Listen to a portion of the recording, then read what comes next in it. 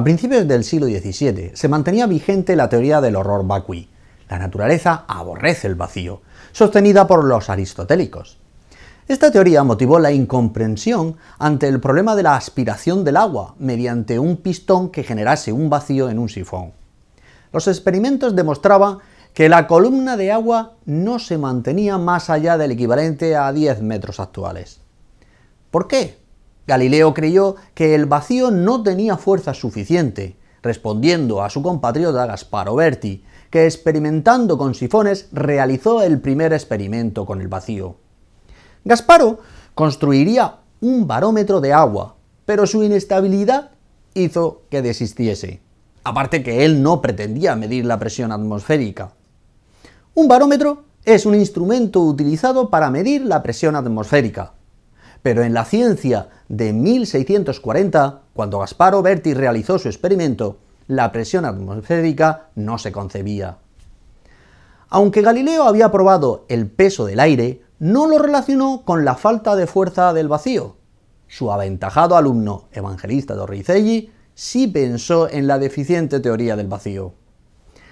3 años después de Gasparo Berti, Torricelli decidió repetir el experimento para crear el vacío. Para Torricelli, el peso del aire ejercía una presión que haría levantar una columna. Como el agua no le había funcionado a Gasparo Berti, pensó en un líquido más pesado que el agua, el mercurio. Así que llenó un tubo cerrado por uno de sus extremos con mercurio y lo invirtió sobre una cubeta llena de mercurio. De inmediato, la columna de mercurio bajó varios centímetros, manteniéndose estática a determinada altura.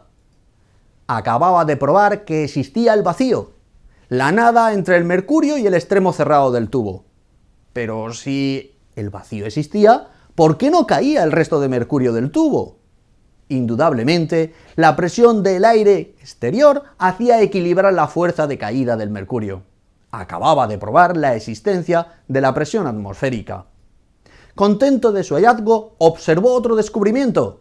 Acababa de encontrar una forma de medir la presión atmosférica, el barómetro de mercurio.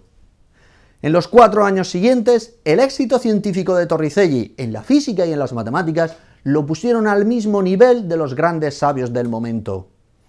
Solo su temprana muerte lo relegó a una pequeña apunte en la historia de la ciencia.